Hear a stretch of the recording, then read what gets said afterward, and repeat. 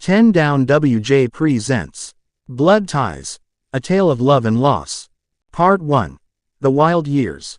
The sun was setting over the bustling streets of Atlanta, casting a warm glow on the faces of revelers spilling out of bars and clubs. Laughter and music filled the air, a siren call for those seeking solace from their troubles.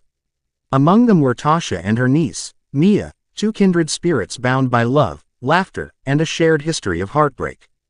Tasha, a vivacious woman in her late 30s, had lived a life that could fill volumes. She had seen the highs of city living, the nightlife, the friends, the fleeting romances, and the lows of despair that followed. Mia, just 21, had become her partner in crime, the daughter Tasha never had. They were inseparable, navigating the world together, both searching for validation in the chaos around them. Their bond was forged in the fires of a turbulent family life. Tasha's own mother, a strict and emotionally distant woman, had pushed her away, leaving a void that Tasha filled with wild nights and reckless decisions. Mia's mother, Tasha's sister, was no better, a woman lost in her own struggles with addiction, often absent from Mia's life. So, Tasha stepped in, becoming a surrogate parent to Mia, and they formed a unique bond that transcended traditional family ties. The weekends were a blur of smoke-filled rooms, pounding music, and laughter that echoed into the early hours. They danced like no one was watching, drank too much, and laughed until their sides hurt. But beneath the laughter lay a desperation, a longing for love and acceptance that neither of them had truly found. Part 2. The Deep South. One winter, Tasha decided it was time for a change of scenery. They packed their bags and drove down to the small town of Pine Ridge, Georgia, where Tasha had spent her childhood summers. The Deep South was a stark contrast to the vibrant city life they were used to, but Tasha hoped the slower pace would offer them a chance to find themselves. Pine Ridge was sleepy, with its charming streets lined with oak trees draped in Spanish moss. The locals were friendly, but Tasha and Mia felt like outsiders. They attended church services where the congregation sang hymns with fervor, but they couldn't shake the feeling that they didn't belong. The allure of the city still called to them, and they often found themselves slipping back into their old habits, seeking the thrill of nightlife even in a town that seemed to sleep early. As they wandered the town, they found a bar on the outskirts, a dimly lit place where the music was loud, and the drinks flowed freely. It was there that they met a group of people who were just as lost as they were. They bonded over shared stories of heartbreak and addiction, and for a moment, they felt understood. But the party soon spiraled out of control. Tasha and Mia found themselves experimenting with drugs, seeking an escape from their pain. The high was exhilarating, but it came with consequences. Tasha often found herself in precarious situations, while Mia struggled to keep up with her aunt's reckless lifestyle. Part 3. The Turning Point. One fateful night, Tasha and Mia attended a party at a friend's house. The music thumped, and the air was thick with smoke and laughter. They lost themselves in the moment, dancing and drinking until the world blurred around them. It was a night of reckless abandon, but it would change their lives forever. As the night wore on, they met two men who seemed to embody everything they were looking for: attention, affection, and a sense of belonging. They flirted, exchanged numbers, and soon found themselves entangled in a web of desire. In the weeks that followed, the parties continued, and so did the whirlwind romances.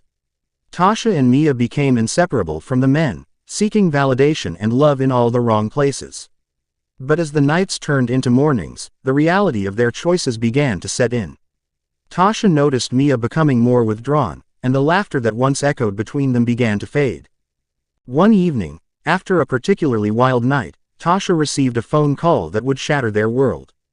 It was Mia's mother, frantic and scared. "Mia needs to come home. I think she's in trouble," she said, her voice trembling. Tasha rushed over to their trailer, her heart racing. When she arrived, she found Mia sitting on the floor, tears streaming down her face. "Auntie, I'm scared," she whispered, revealing the truth that had been haunting her. "I think I might have HIV. Part 4. The Diagnosis. The words hit Tasha like a freight train. "No," she gasped, grabbing Mia's shoulders. "No, it can't be true." But the fear in Mia's eyes told a different story. They spent hours talking, the weight of their choices heavy in the air. Tasha struggled to contain her own fears as she comforted Mia, but deep down, she knew they had both been living recklessly. The following weeks were a blur of doctor visits and tests. Tasha supported Mia every step of the way, but the fear of the unknown loomed large. They were both tested, and when the results came back, they were devastating. Tasha sat in the doctor's office, her hands trembling as she listened to the doctor's words. "I'm sorry, but both of you have tested positive for HIV." The news shattered their world. Tasha felt the weight of the choices they had made, the reckless abandon that had led them to this point. She held Mia as they cried, the reality of their situation sinking in. The bond that had once been a source of strength now felt like a chains binding them to their past. Part 5. The Road to Healing. In the months that followed, Tasha and Mia embarked on a journey of healing. They sought treatment, learning to live with their diagnosis while facing the stigma and fear that surrounded it.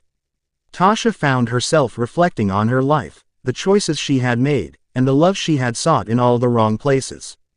As they navigated their new reality, they leaned on each other for support. They found a community of people living with HIV, sharing their stories and experiences. It was a place where they could be vulnerable without fear of judgment, a space to heal together. Mia began to flourish, finding strength in her vulnerability. She enrolled in a support group for young women living with HIV, where she met others who shared her struggles. Tasha watched with pride as Mia found her voice, advocating for herself and others, transforming her pain into purpose. Tasha, too, began to heal. She sought therapy, unpacking the scars of her past and learning to forgive herself. The wild nights and reckless decisions that had once defined her faded into the background as she focused on rebuilding her life. Part 6. Redemption and Love. As the seasons changed, so did Tasha and Mia. The bond they shared evolved, deepening into something more profound. They became each other's rocks, supporting one another through the challenges they faced. They began to explore the world around them, seeking joy in new experiences. They took road trips to the beach, danced at local festivals, and found solace in the warmth of community. The laughter that had once been a mask for their pain returned, a testament to their resilience. One evening, as they sat on the porch of their trailer, watching the sunset paint the sky in hues of orange and pink, Tasha turned to Mia. "You know, we've come so far," she said, her voice filled with emotion. "I'm so proud of you." Mia smiled, a glimmer of hope in her eyes. "I couldn't have done it without you, Auntie. You're my rock." Their journey was far from over, but they faced the future together, hand in hand. They had learned that love could be found in the most unexpected places, and that healing was a process that required patience and understanding. Part 7. A New Beginning. Months turned into years, and Tasha and Mia continued to thrive. They became advocates for others living with HIV, sharing their story to break the stigma and inspire hope. They spoke at community events, sharing their journey of love, loss, and redemption.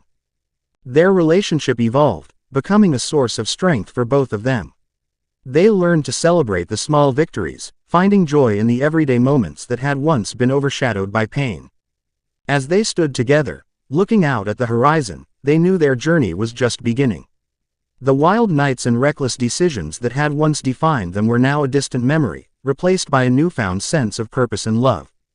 Part 8. Lord have mercy. In the quiet moments, they would reflect on their past, acknowledging the pain they had endured. "Lord have mercy on us," Tasha would whisper, her heart filled with gratitude for the lessons learned. Mia would nod, a smile playing on her lips. "We've come so far, Auntie. We're survivors." And in that moment, they knew that while their journey had been fraught with challenges, it had also been a testament to the power of love, resilience, and the unbreakable bond between an aunt and her niece. Together, they had faced the darkness and emerged stronger, ready to embrace whatever lay ahead. 10 Down WJ, where creativity meets impact. 10 Down WJ, ENT.